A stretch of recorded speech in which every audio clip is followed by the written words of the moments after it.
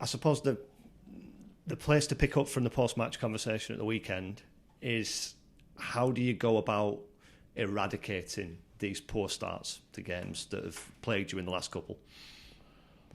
Keep working on it. You know, we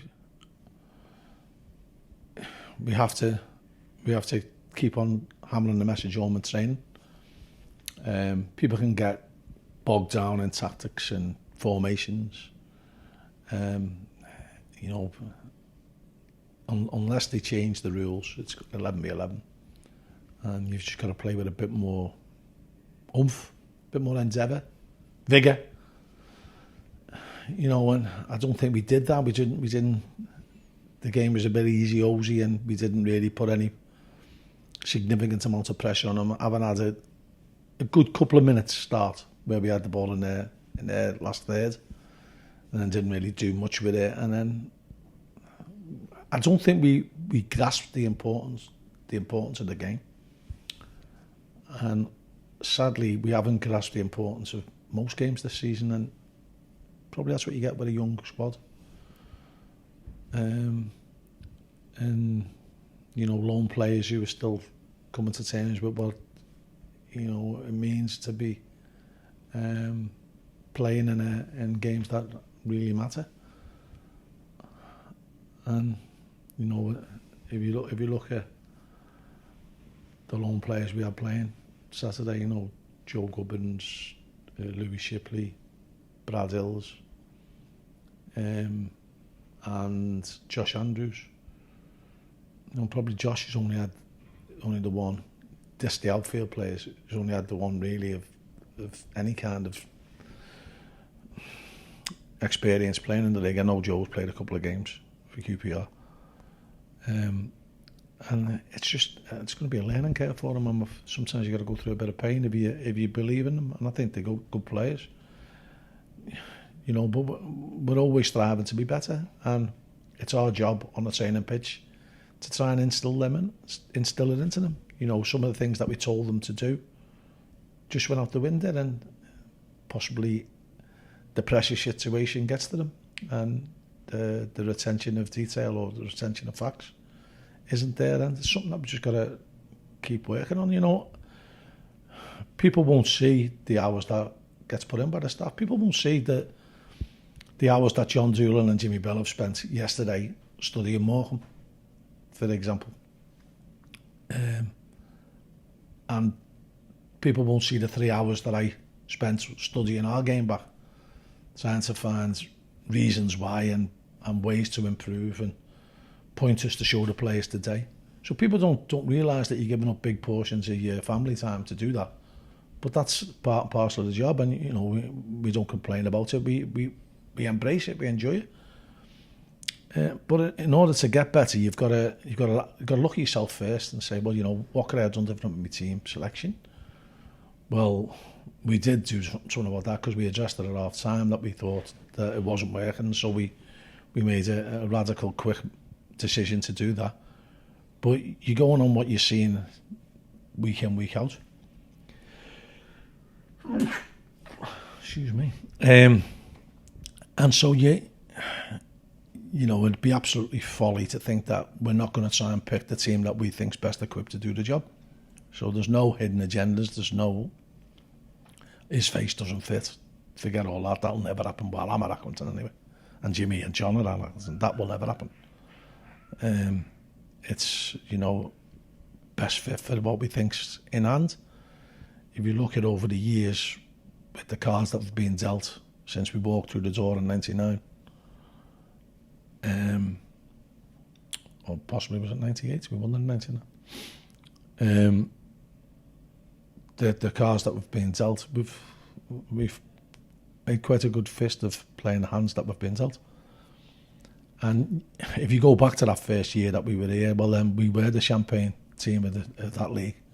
We did have the most money. We were the money bags of that league.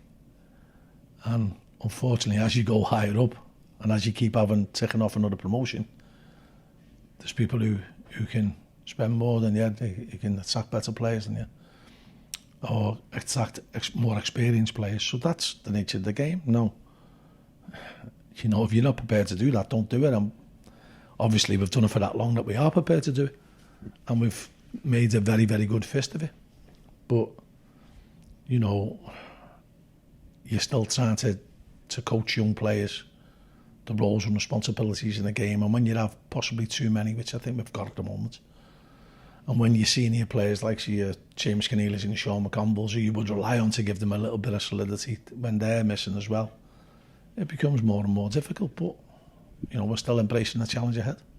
Morecambe, I know, a club close to your heart from your playing days. Are there parallels and similarities in that sort of haves and have-nots financially?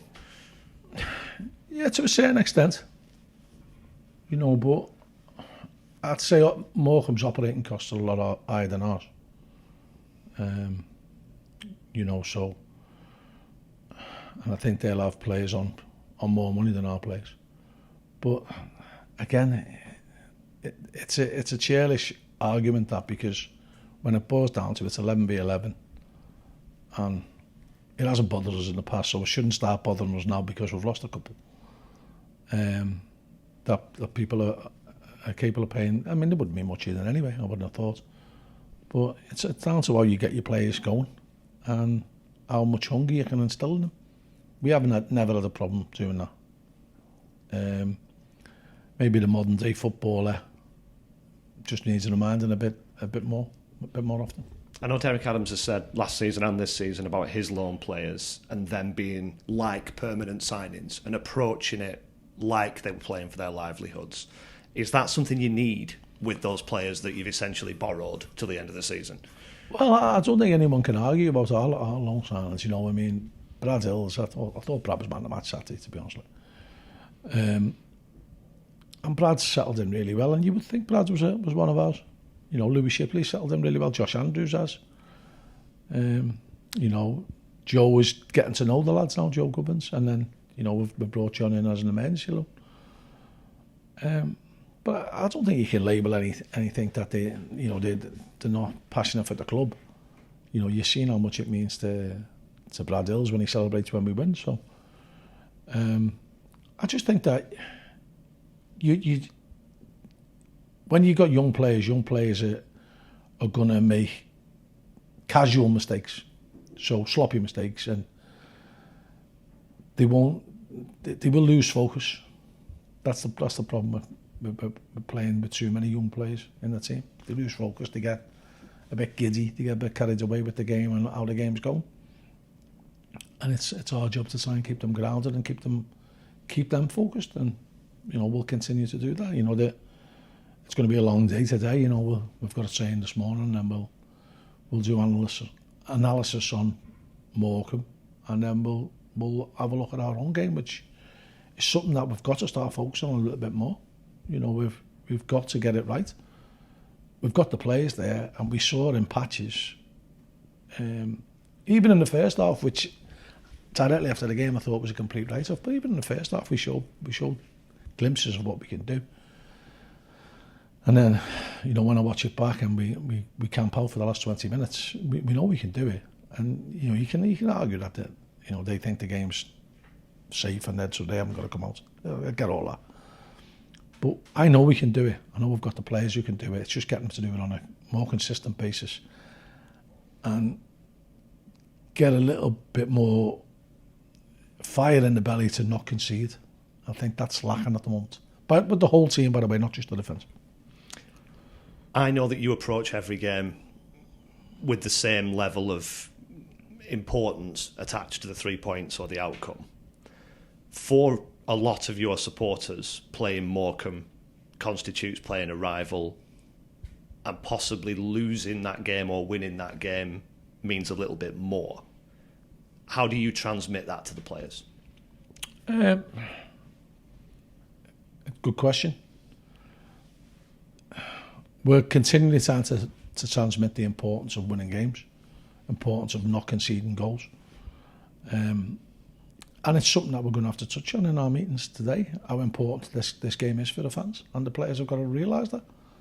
And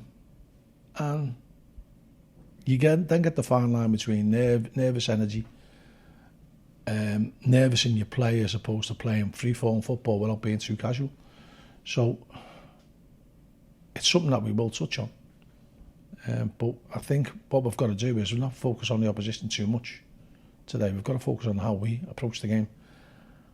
And what let us down on Saturday was a lack of willingness to go tight to forwards, a lack of technique to control the ball, a lack of awareness to make passes, to see passes, and to execute passes, and a lack of, when the opportunity presented, to put the ball in the net. You know, if you look at the clear-cut chances, they've put one wide and one over the bar, and they've had three, but they've had 4 shots on our goal, scored with 3 of them. And one was right down Johnson's throat, but it was a good strike. But we've had, you know, good opportunities to score and missed them.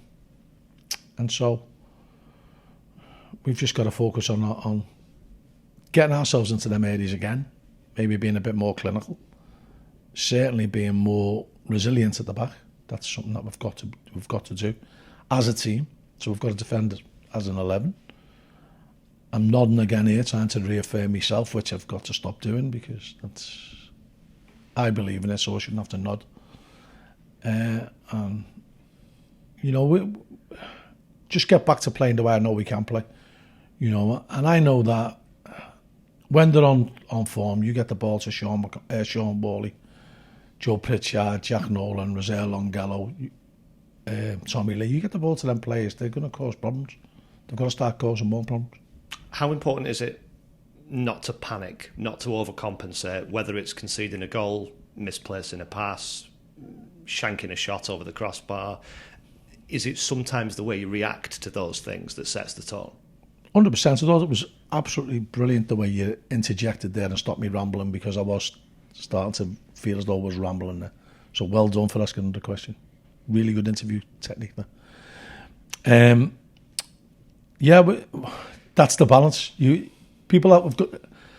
don't think I've ever made players scared to make mistakes.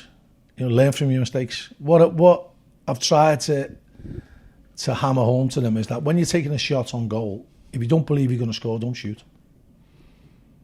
And so many times we attain shots over the bar that, you know, there was one in the first couple of minutes where Brad's tried, I don't know what he tried. I think it might have got 7 or 8 out of 10 in the floor gymnastics, and it's bobbled away for a goal kick or through to the goalkeeper, and he's put one over the bar in the second half. When you're taking on shots that you know you can't score from, retain the possession, because we give possession up too easily on Saturday, and that's something that we've got to focus on. And you've done this interview about playing Morecambe so many times over the years. I suppose the only difference this time is that your mate, your former player, your former coach, Jed Brannan, is now on Derek Adams' coaching staff. Will it be strange coming up against him in the dugout? And do you think he'll be able to give any insight into the way you guys work, or are you very much an open book in that regard? I think we are an open book, but it is definitely an advantage, because Jed will have, you know, work and knowledge of how we operate, and we won't have it on them. So that is definitely an advantage. I played golf with Jed yesterday, so early morning before I started me arduous retake on the game, which cost me going for lunch. And yeah, he's a good friend, very good friend, and really good footballing person, Jed. And I'm sure he'll have a calming influence on Morecambe and the way they approach their games. And that will be a big difference, you know. But I'm pleased for Jed. You know, he's worked hard and he deserves a crack at first team football. Would you like to have kept him here in some capacity? Yeah, I would.